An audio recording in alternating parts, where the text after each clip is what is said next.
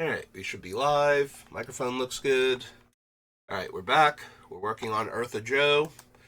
And we are at 91 cards, so we need 31 cuts roughly for her to be done.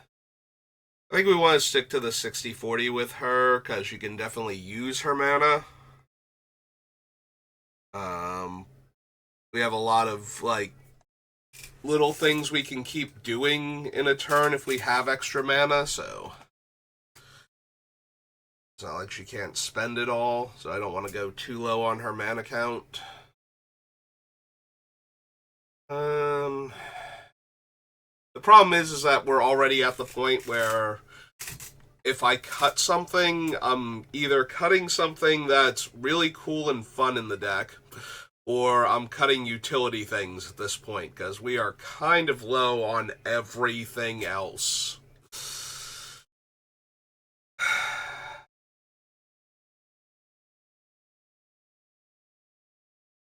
And I really don't want to cut anything we still have on this list, I don't think. We're going to lose Armistice, aren't we? That's like one of the really fun, interesting cards that doesn't have a home anywhere else that I look at and go, no, this is a really good spot for it. It's like this deck and decks where you're punishing your opponents for gaining life are like the only two spots this card has any shot at being in, and the biggest problem with it is that it's 5 mana to activate. Like, this effect without giving your opponent life back when this card was printed was 4 mana. like Jam Day Tome is 4 to cast and 4 in tap to activate to draw a card. Like, I don't know why this is 5 mana, even if it is repeatable. Like, we already had like Treasure Trove and whatnot, which was like 2 blue and 2, and then 2 blue and 2 to draw a card repeatably. And that one was decent, but not the best. And now, back then they printed Armistice, and it's just like you couldn't have made it just a little bit more mana efficient, like 4 mana, white and 3 to draw a card and give your opponent 3 life. Like, that would have been too good for white card draw back in the day. Then again, white has been struggling with card draw for forever, so probably.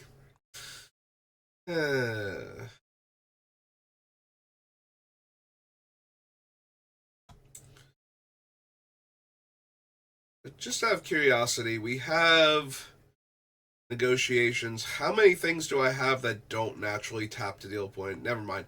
You know what? I started thinking about it, and I'm like, hang on, no, I'm already naming like 7, 8, 9 cards in my head that don't naturally tap to deal damage in this deck, and it's just like, no, we actually do have enough creatures that don't naturally tap to deal damage. Like the ones with activated abilities that deal damage that don't tap them. That we could also then tap to deal a point of damage while we're at it.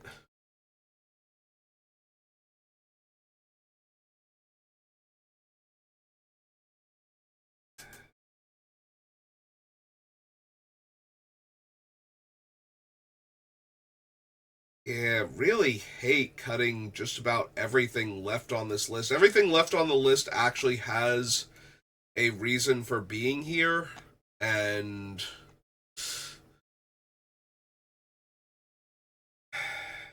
I just don't like cutting any of them now. I don't know, maybe we don't need Orabrask? We have Greaves, Boots, Thousand Year Elixir. I think that's it.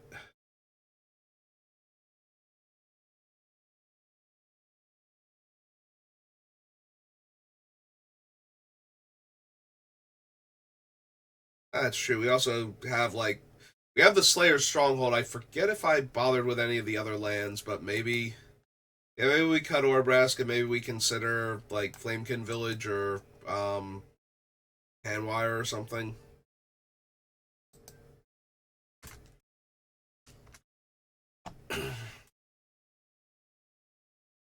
It's always nice if Orbrass can be one of your haste enablers because it also randomly hoses other decks that want their creatures to have haste desperately, so always good. I think I need a little more room. And let's be honest, I'm struggling for cuts here and I need like 30 of them still, so kind of have to take what we can get here.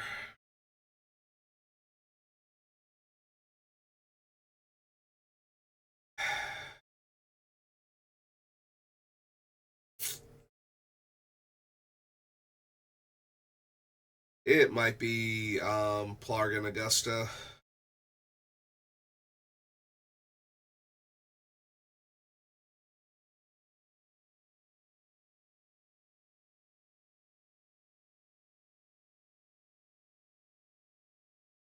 Like, Plarg is already not great, but Augusta's what we're playing them for anyway. But we do have the Drum Bellower, and Drum Bellower is just better at giving us our creatures back for an extra activation than Augusta is. So, if I'm that hard up for cuts, I think I can afford to lose them.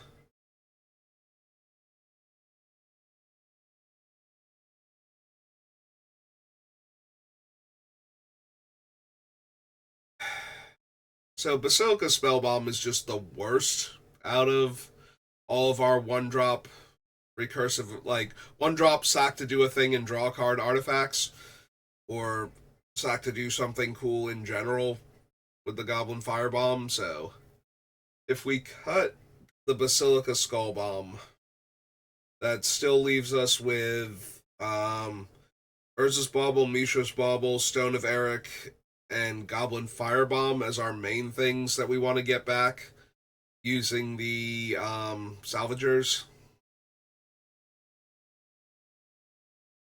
Like, it would be nice if we could afford to keep the Skull Bomb, but maybe it's just too low impact itself and has to go.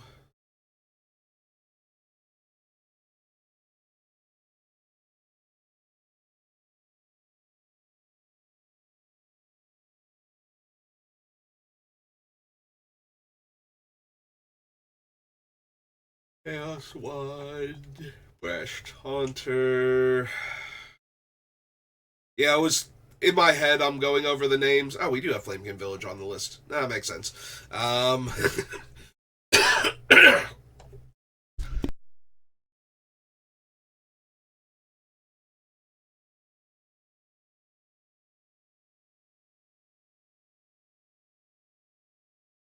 Sorry, still getting over being sick a little bit and suddenly need to hack up a lung.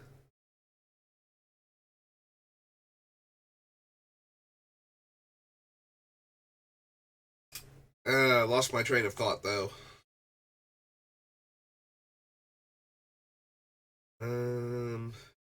Bellower, Baron Mercenaries, Clever Concealment.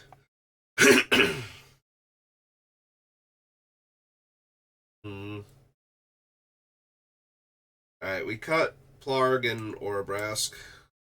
That brings us down to 89. So 29 more cuts and we're good. I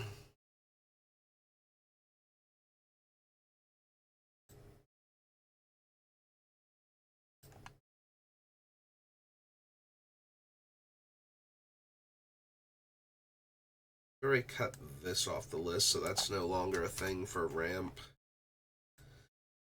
That.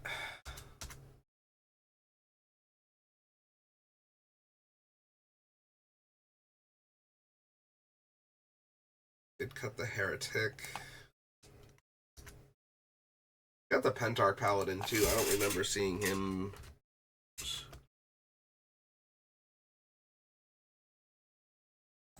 Yeah, okay, so he's not on the list anymore.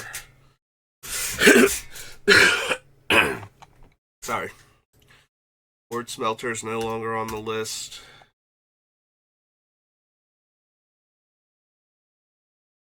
Steam Catapult got cut. We still have Dio-Chan. Yeah, I might have too much removal.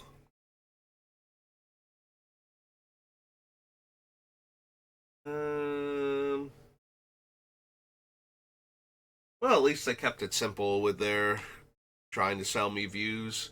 Usually I get like a block of text that gets killed by the auto mod.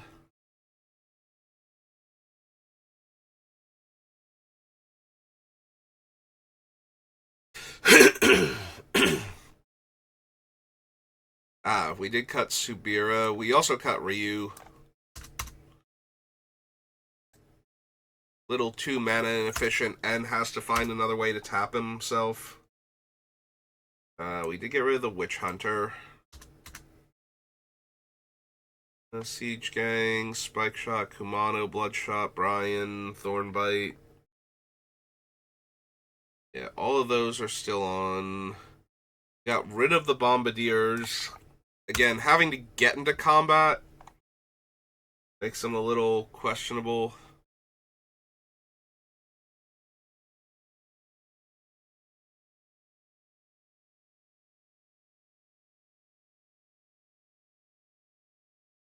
Hmm.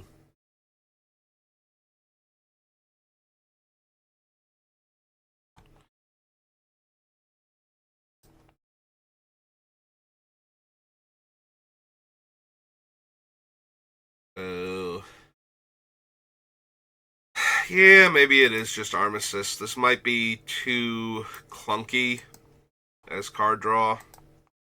And I keep coming back to it as a thing I might cut.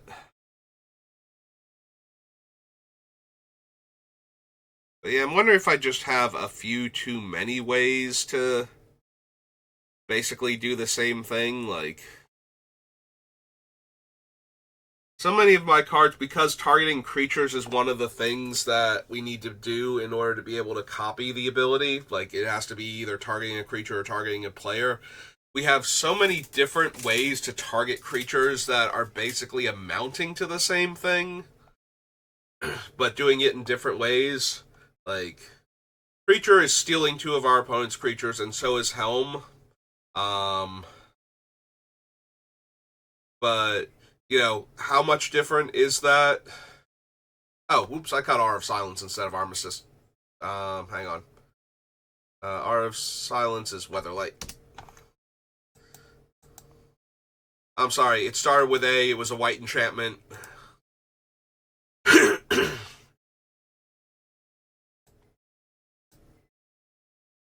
Yeah.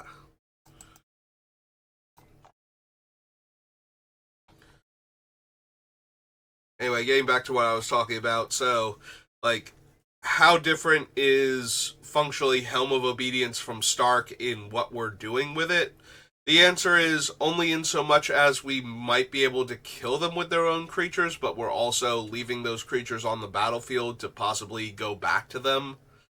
Because if they destroy the Helm, then they get their creatures back. Or if they bounce it or blink it or anything. Meanwhile, Stark is killing like two of their creatures and then wandering off for a little bit. So,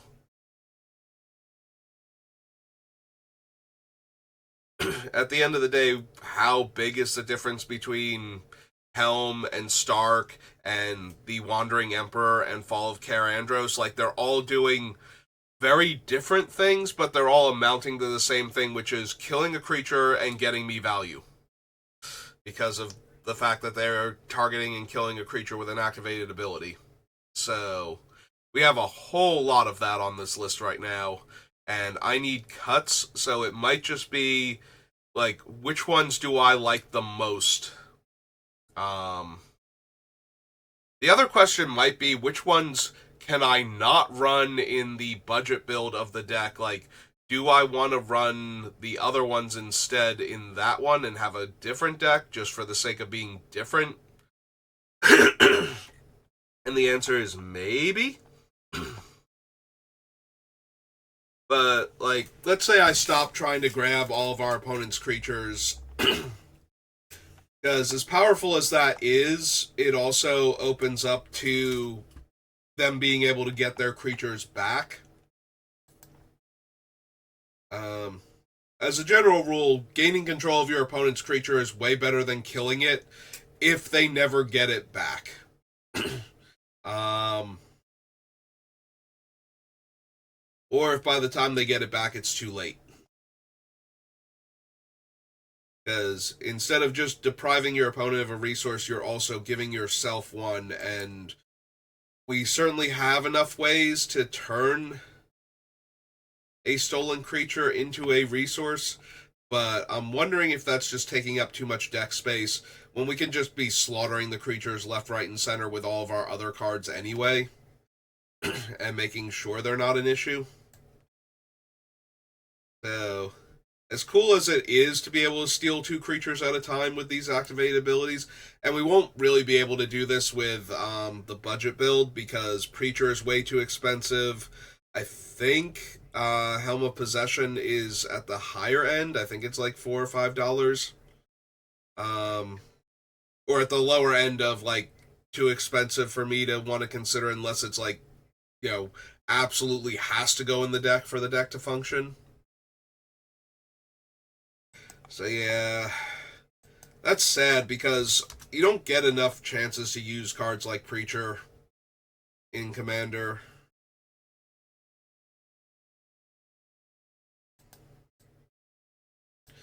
But yeah, I think if we cut the Preacher and the Helm, and then we can cut the sack outlets too.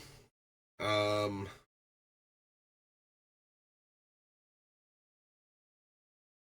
I'm so sad though because we also get the ability to just take the creatures and use them. Like we can use Stark to kill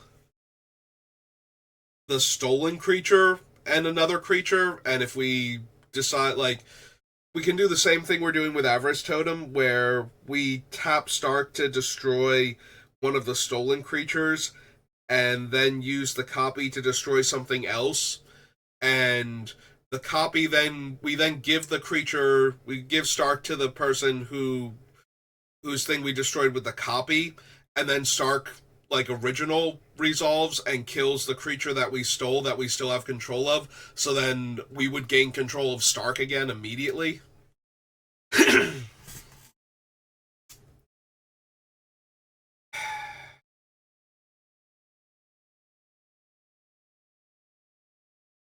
I hate losing Preacher, but I think it might be correct. We have so many different ways to kill creatures. Like, is by far and away the thing we have the easiest time doing, so stealing the creatures, while that's really cool, maybe not good enough. Does that mean we're cutting Avarice Totem too?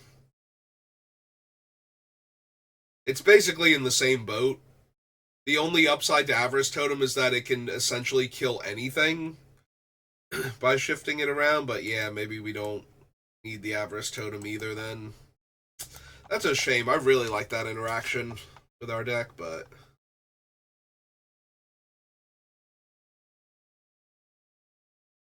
yeah, we have so many ways to kill creatures outright. I wonder if that means we don't need Brian Stoutarm anymore. We do still have the ability to pump our creatures excessively with Ertha Joe and the mercenary tokens. So we still have very large creatures to sacrifice. Like weaponize the monsters can go because it's fixed damage, but Brian caring about the actual power of the creatures that we're sacrificing means he can probably stay. At least for right now, until I'm more desperate for cuts. I say as though I'm not desperate already for cuts.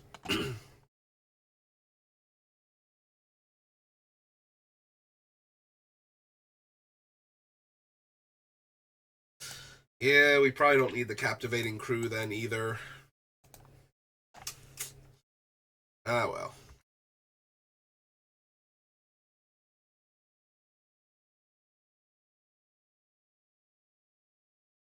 Get rid of weaponize the monsters.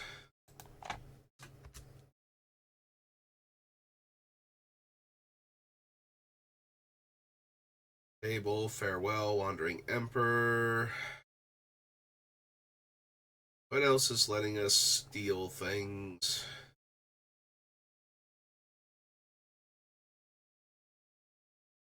I'm worried I'm like missing one or two of them because I'm going a little too fast.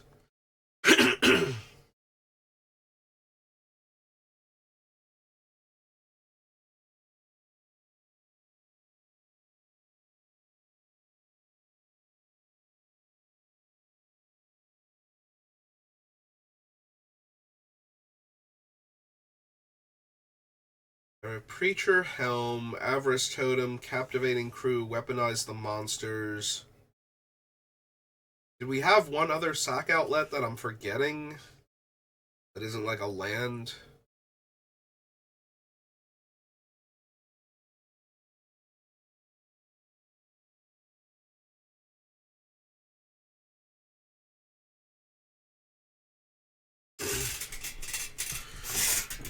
Hmm.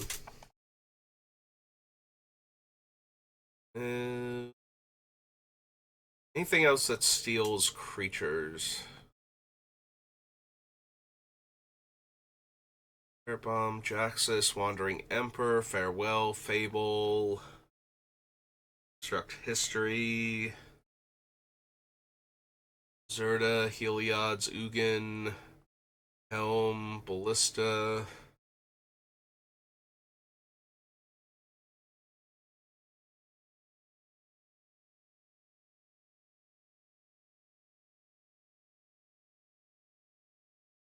Yeah, Brian's Stout Arm is the closest thing so far.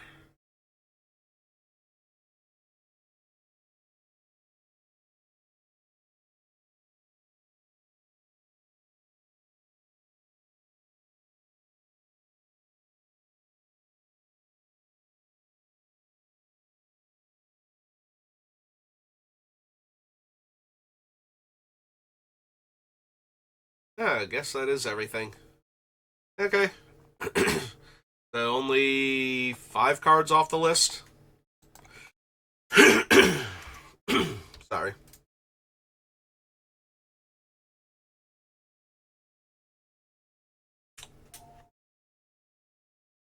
Alright, that brings us to 83. We're getting there. Slowly but surely, we are getting there.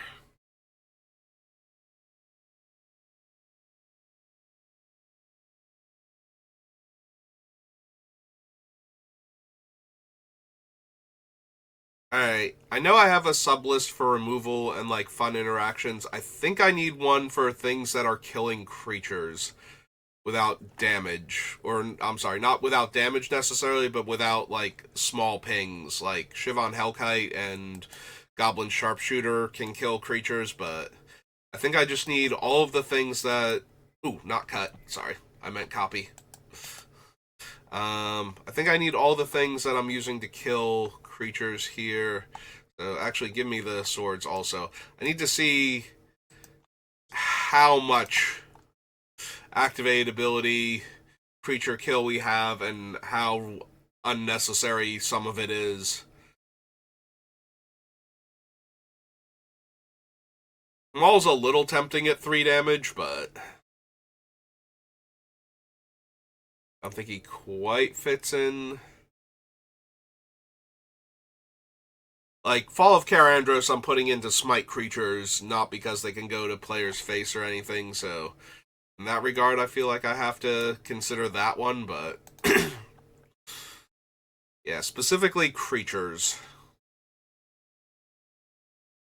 Um, yeah, give me Austere Command. Have to exile.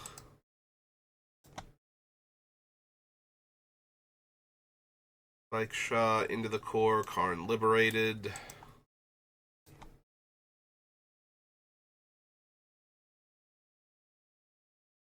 Yeah, I just really need to see a list right now of everything I have that can reach out and kill a creature.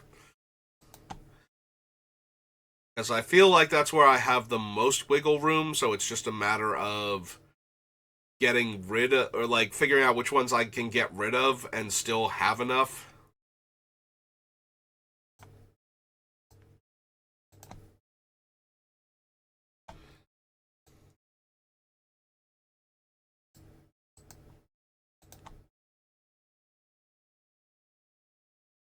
Yeah, we do want the fall.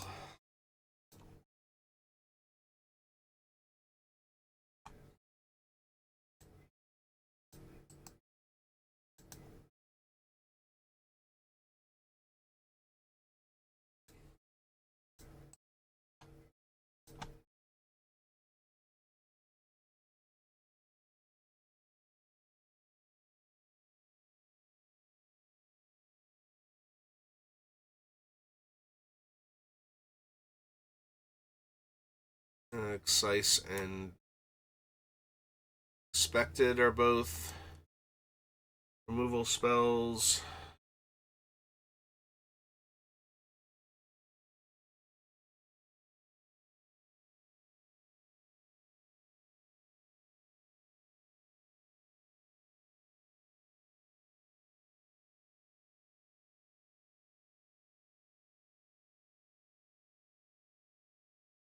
So let's just do this and start fresh. Because I really just want to care about our creature removal for a moment. I think that's where we have the most wiggle room to lose a card or two.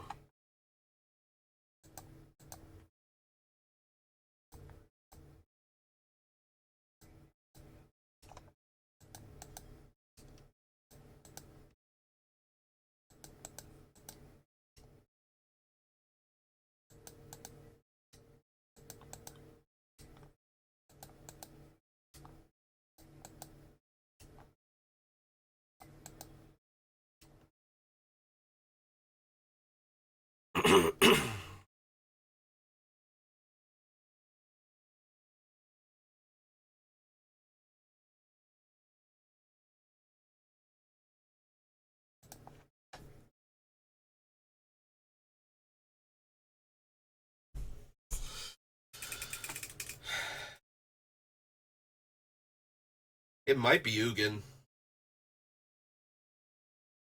Ugin's like the highest casting cost to lowest um, impact, I think.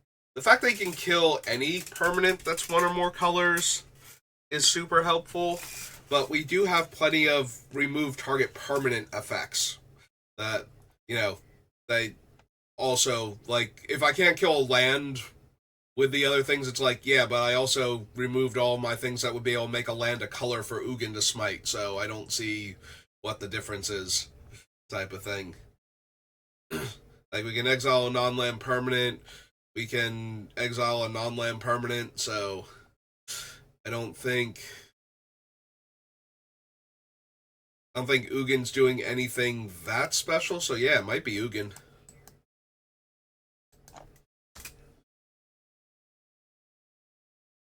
And so getting rid of Ugin.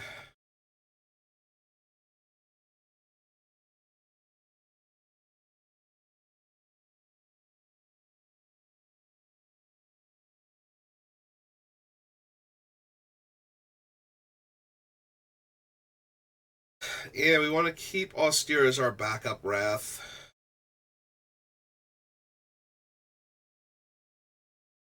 Definitely not cutting Farewell as our primary. I'm wondering if it's the Wandering Emperor.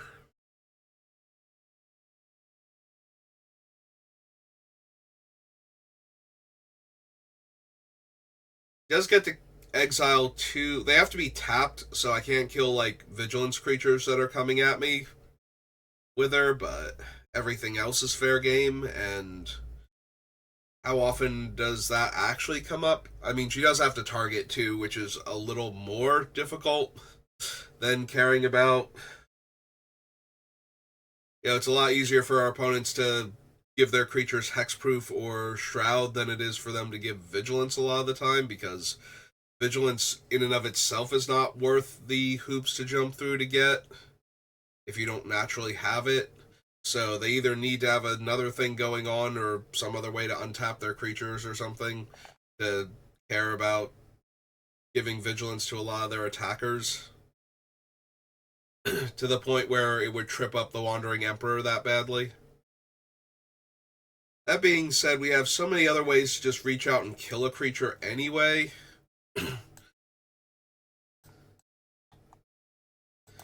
Yeah, I think we lose two of the planeswalkers. Alright, so go find not Karn. Not Karn. There we go. Ugin and Wanderer.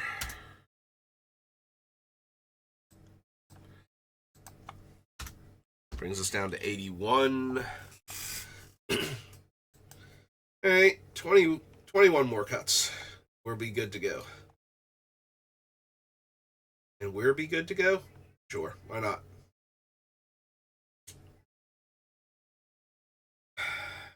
I'm wondering if we don't. I did feel before like we might be able to cut Reconstruct History, and the more we cut things, the more I think. Yeah, a lot of my stuff is very creature centric. Like the cards that I would want back are things that are augmenting what my creatures are doing a lot of the time, or removal spells. Like those are the two things I most want to get back with Reconstruct History. So maybe we don't need it then.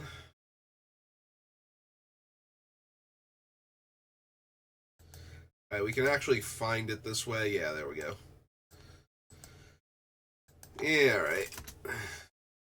That was one that was kind of on the chopping block for a while, so it just seals it. Okay, still need 20 more cards, though. And we're only about halfway done with this session, and I'm already struggling to find things to cut. Alright.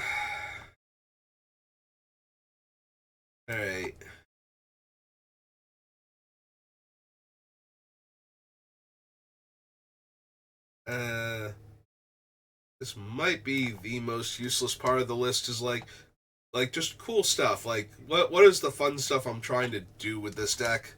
But I think it helped to have it as a list so that way I could see it and go, maybe that one's not actually that cool. But yeah, you know what? We can get rid of all of it now.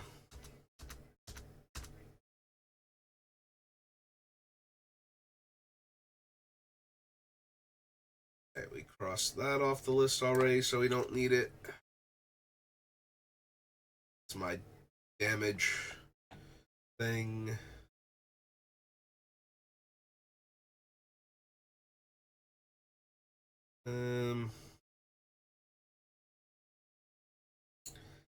Lost the Armistice.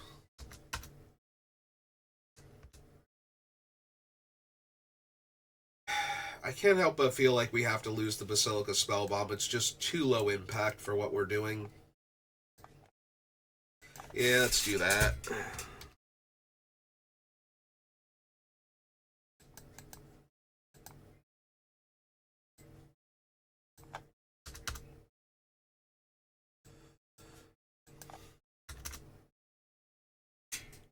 Yeah, I was wondering before if we might not be able to find room for the Furnace Skull Bomb, but the more I'm looking at this list and how tight it's getting, the more I think we don't even have room for the Basilica one, so.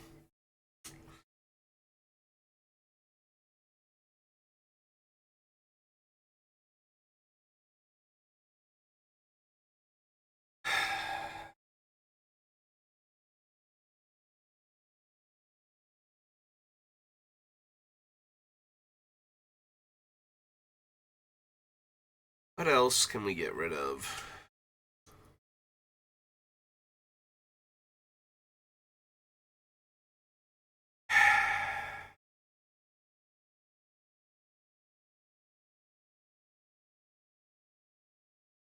We have uses for the mana, and we can generate so much mana. Like, if we ever got,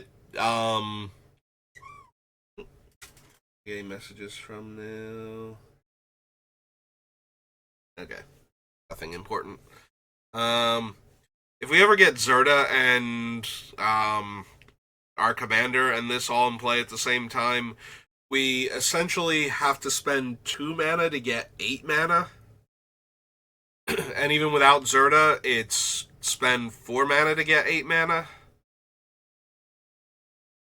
That just seems so efficient, and it's so cheap to play the elemental in the first place, and Ertha Joe herself is guaranteed to be there because she's our commander, so we can rely on having her available at the same time as this card.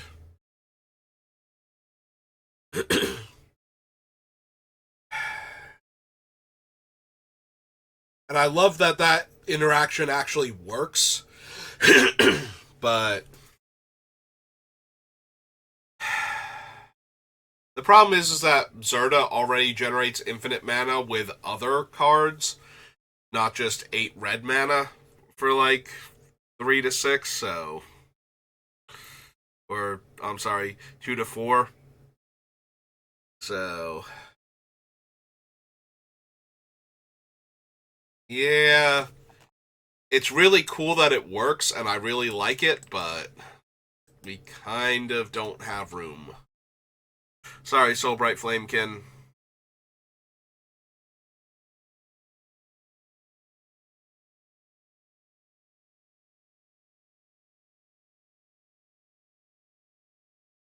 Like, we definitely have enough stuff to spend the mana on, so that makes me a little sad.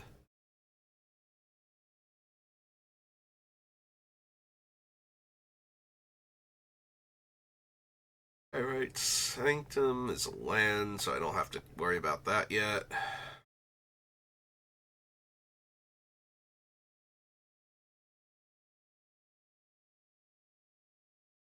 Firebomb, City on Fire, Ortheon. Do we cut Ortheon because he's the worst version of a card we have 4 different copies of?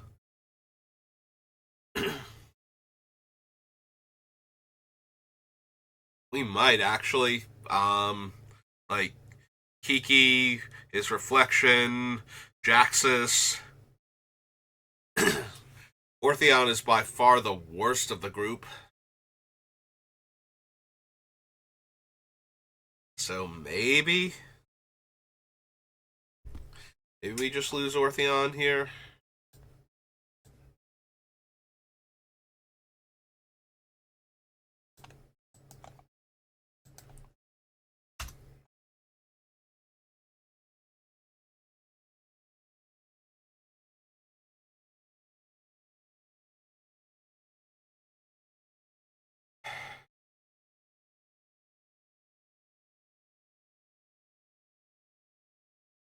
Alright. Legitimately, I'm wondering if we lose the Hellspur Posse Boss. Like, a lot of the time we just need the 1 token from Joe to set up our things. Like, we need it for the Bloodshot Trainee, we need it for the Angel, even though the Angel makes its own. And we have other ways to give haste, but not mass haste, so that, I mean, we kind of do in that I can move Lightning Greaves from one mercenary to the next and tap it to buff the thing and then move it over to what it needs to go on to eventually anyway. So we do still have that option.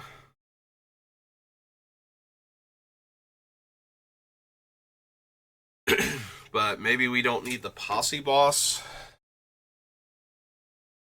Because we don't have like any of the other things, I don't think. Hang on. Let's go Rogue. It says I have 5, and some of these are going to be redundant. So, Stark and Defector. And the Posse Boss himself.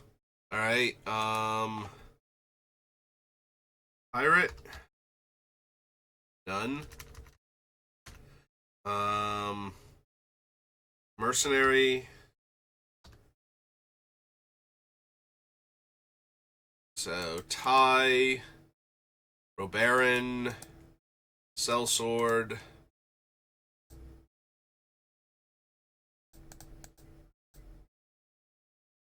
Yeah, okay. They're up to 5 now. Warlock. None. Pirate, Rogue, Mercenary, Warlock. There's one other.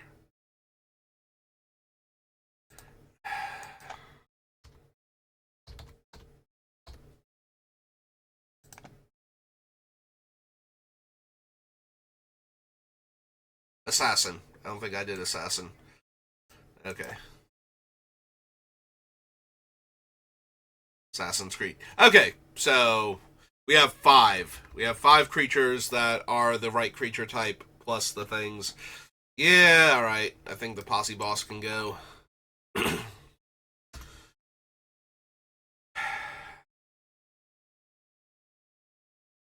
we lose Form a Posse?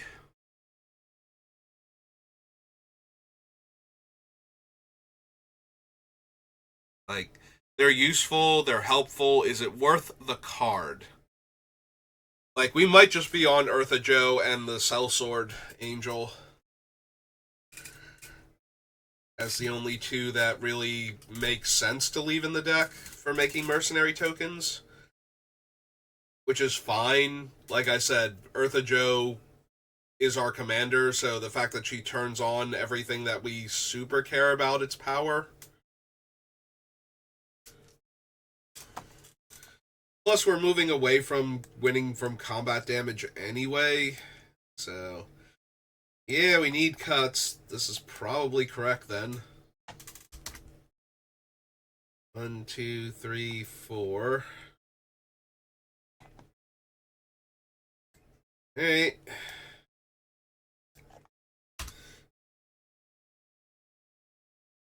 $15 more cuts. Almost there.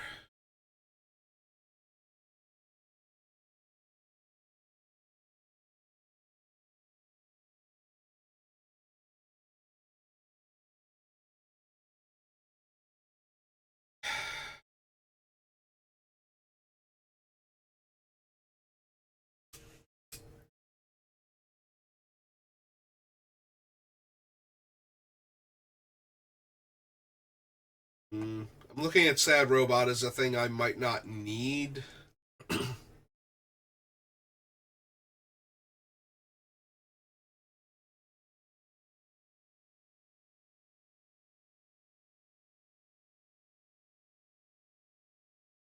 If we're cutting all of the other mercenary makers, maybe now we don't need Brian Stoutarm anymore.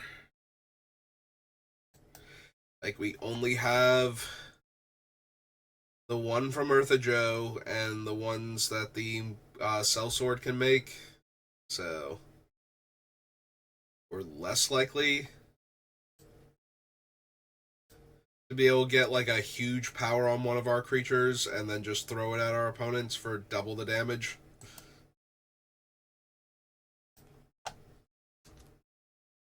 Yeah, okay. I think I can be talked into that now. I feel like he's on a bunch of the little sub-lists too, so let's just get rid of him. Okay, he's on one of the little sub-lists now. Let's get rid of him. You know, that tracks. If we lost all of the mercenaries that are going to be pumping up our creatures, we don't need Brian anymore to throw those creatures at our opponents.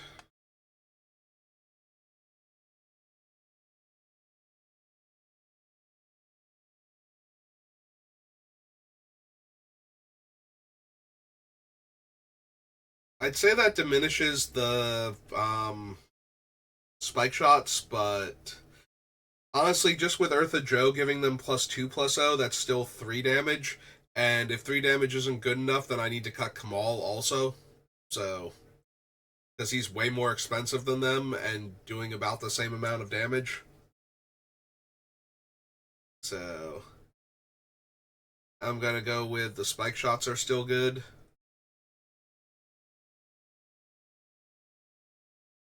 Yeah, just with Ertha Joe's 1 token, the spike shots are dealing effectively 6 damage because of Joe herself. So, I don't think we can cut them just because we're cutting that. Do we cut the Siege Gang Commander now?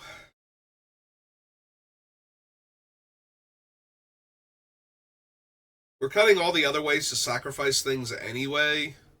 Because I'm kind of off of being able to do that now. So, we really need the Siege Gang Commander then?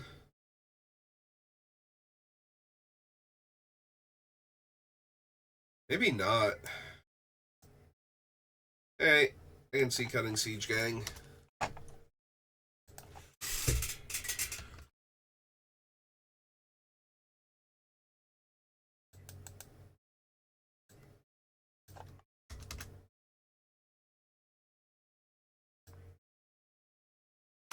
$73. We're still not even at 50 minutes. Like, part of me just wants to call it because I'm grinding to a halt, but we are making progress, and I'd rather make another cut or two.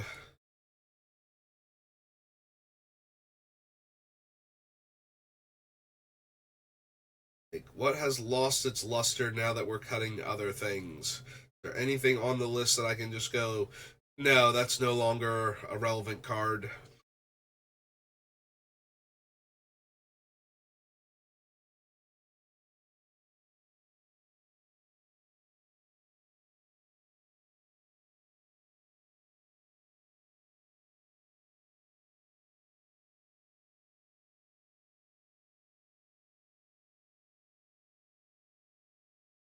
I guess it's possible we don't need Return to Dust into the core, Heliod's Intervention, and all of the other cards that can target any permanent. So, if that's the case, I think I lose into the core only because it can only hit artifacts. Like, we do have to do it on my turn in order to hit two things with Return to Dust, but the fact that we can hit an artifact and an enchantment, like, I think that versatility trumps the versatility of always being able to hit two things at instant speed by changing what two things we can hit.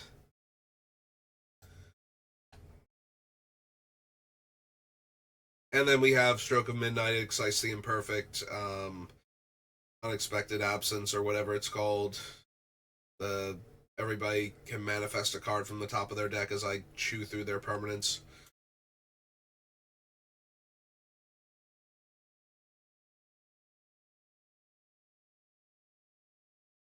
Unexpected Disappearance, maybe? I feel like Unexpected Absence is the 2 white and X, put the card in the opponent's deck, like X from the top.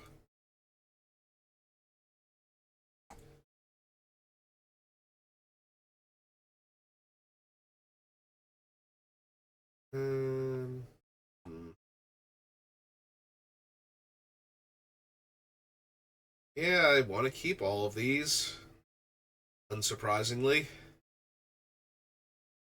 For some reason, I don't want to get rid of all of the cool cards that we have on the list still that can win us the game. They just show up and do the cool thing. That are the reason they're on the list in the first place.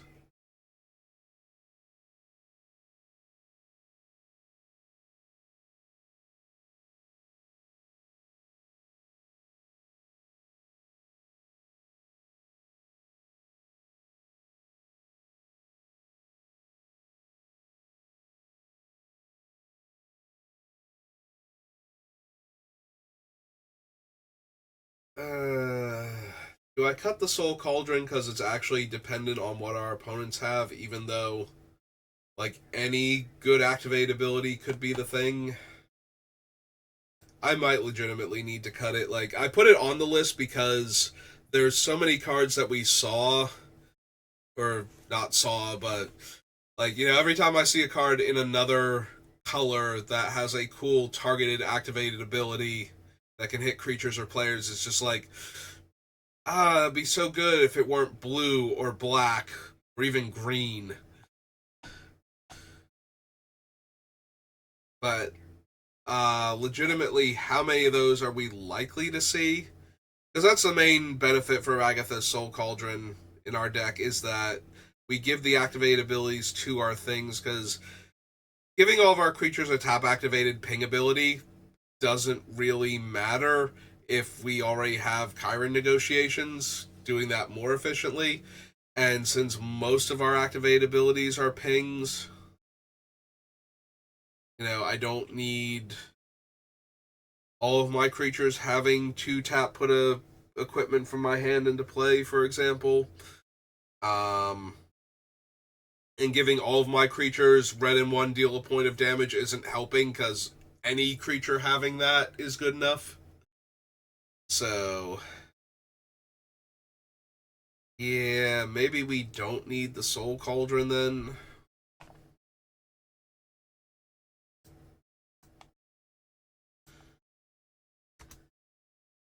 Alright, well, we're at 51 minutes, and I just talked myself into cutting Agatha's Soul Cauldron, so I'm pretty sure I deserve a break after that one. So, 11 more cards we need to cut. I'm probably not going to be working on this tomorrow. My mom wanted to do something, so I'm going to be spending most of the day with her. At least that's the plan right now. If that changes, I'll be back on working on this, but so I probably won't be on until later, either drafting or playing Final Fantasy VII Rebirth, or possibly both. Might do something when I get home from work. We'll have to see. I did already do Midweek Magic, so that's already posted on the YouTube channel. So, yeah, it's going to do it for me for right now. So, thank you for watching, and I will see you next time. Have a good rest of your day.